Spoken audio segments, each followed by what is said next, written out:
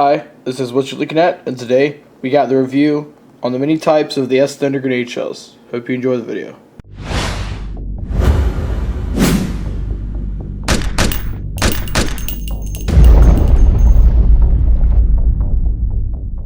As you see here, the four main type of grenade shells offered by S-Thunder are the shorter shocker grenade shells, the full size, which are for the longer grenade launchers, the smaller foam ball grenade shells, and the bigger ones that can hold up to 4, unlike the smaller one that can only hold 2. Going on to the packaging here, the short and the long toy grenade shocker shells come with 10 stops.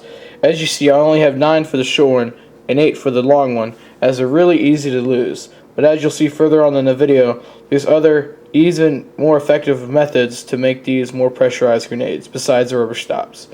Moving on to the toy foam grenades, the smaller one comes with 2 and the bigger one comes with 3. As you see, I've already lost one for the bigger one, as I think that was a green ball and I was shooting in grass, so yeah, it's probably been eaten up on my lawnmower.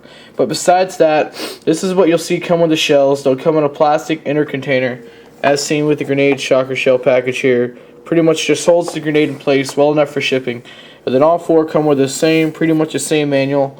It's 1 page on the inside. You open it up, has a detailed list of instructions here in English, not Chinglish. This is from Hong Kong now.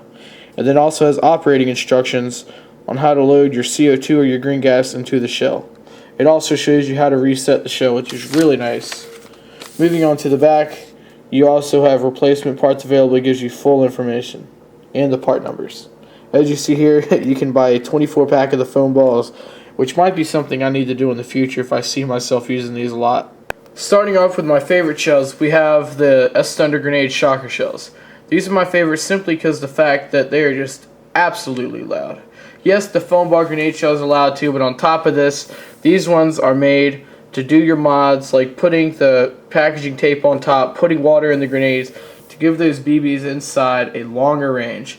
I've had times where I've used just BBs all the way up to the top, put the stop on, and the BBs go maybe 20-30 feet at the most.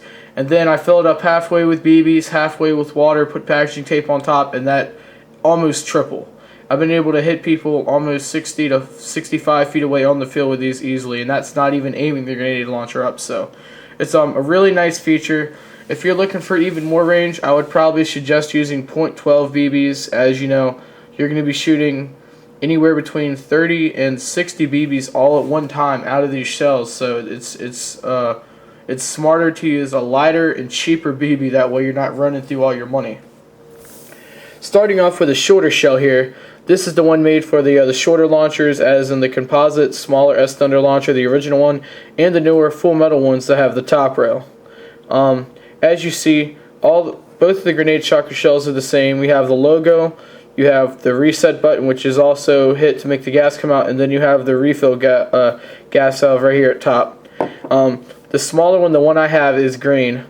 Really nice. These come with just a top core gas shell, but S-Thunder has assured me that these can take CO2 also. With green gas, these can take up to 200 shots before any maintenance is probably needed, and then up to 100 shots on CO2 before anything will probably have to be replaced. And the most likely thing you'd probably have to be replacing in these shells is the top core gas chamber itself. The top half should be just fine, so that's really nice to see. As you can see in the middle, there's the red piece at the bottom where all the gas is released at. That's the piece that has to be reset here at the bottom, or it will not seed and gas will leak out of the grenade until you do reset it. Moving on to the bigger grenade, this is an all blue version. I'm pretty sure this is not the top core gas model. Correct me if I'm wrong, but they're both made to hold CO2 and top gas, but this one I'm pretty sure specifically has a top gas core. Really nice grenade. This holds probably at least 20 to 30 BBs more, but as I said, with these shells I would probably only be using 40 BBs. That way it can be effective with the water and the packaging tape, while this one I would probably be using about 30. That way I can get the same effect. 30, 40 BBs, you're still going to get that nice spray, and you're probably going to hit at least 1 or 2 people from the 35 or the 25 to 35 foot range. I would probably be expecting to using it as a breach weapon. Lastly, we have the 2 foam ball shells. These are not my favorite, but they are absolutely fun to use, especially from 20 feet and in, where you know all the foam balls are going to hit the person you're shooting at. The foam balls themselves do not hurt. They're probably, if you could take this foam ball in your hand and throw it as fast as you can to someone, that's what they're going to feel.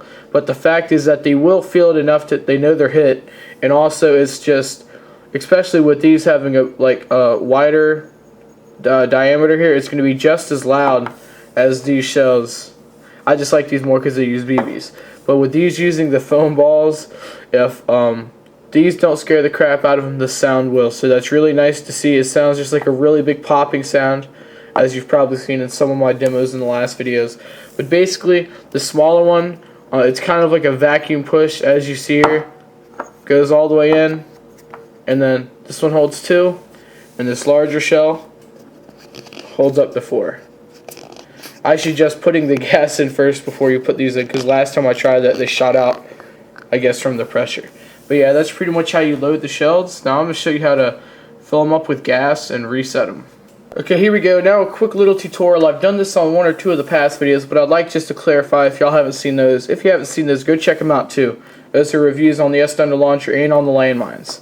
But basically, all you do, first thing I'd say before you do anything is put the gas in, because if you put up a seal over here, it would probably pop or burst all out when you put the gas in. It's happened to me with the BB grenades. So make sure you just fill up your gas first. Not putting too much in there, just enough to show y'all.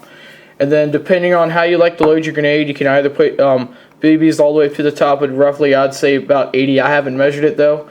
I like to put about 40, maybe 50 in there. That way I have room. Pour a little bit of water. I like to use just, I'm not sponsoring Evike, but I purposely bought this bottle since it's really small and it can hold just enough water to fill the grenade up a couple times. And then if you run out of these rubber stops, just use your standard packaging tape. That's what I use right now. I'm just saving, I like to save the rubber stops, but if you want to go ahead and use the rubber stops, you can, because the rubber stops itself is a projectile and will probably hit someone getting them out, which is pretty cool. Basically, you'd put this on top, or you'd put your tape on top. You're ready to shoot. I ain't going to put anything in there. Just going to shoot it at the boxes. And basically, the S-Thunder grenade launcher, or whatever you use, will push this button in really fast. And as you see, the button has to be reset now. That's really easy. All you got to do is push that in. All the way, you'll hear it click. And then it seeds all the way up to the top. Once it's flush with the grenade, you know it's ready to be used again.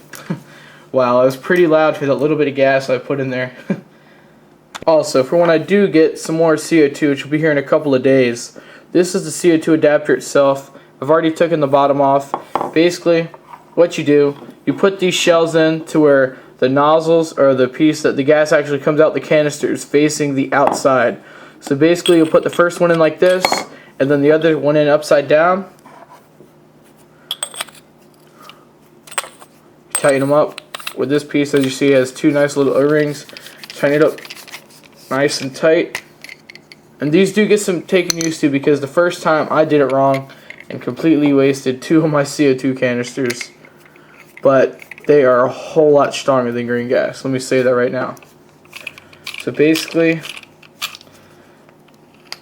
you tighten that all the way up, and once it's tightened, when the 2 seals are broken on the CO2, the gauge will go up all the way full, hopefully, and then you will have an operating CO2 adapter, which will be way more effective than your standard propane or green gas.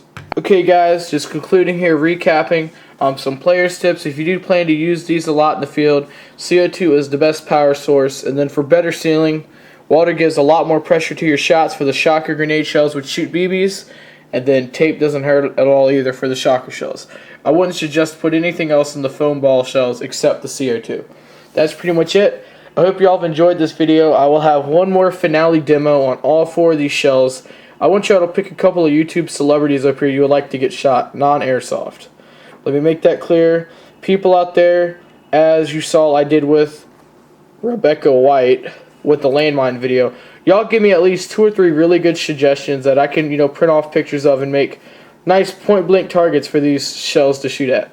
Okay, that's pretty much it. This has been a Watchalewknat production. I hope y'all enjoy the video. Sorry for all the shaking at the end there. Ain't got a steady hand. But yeah, that's pretty much it. This is Watchalewknat. I'm out.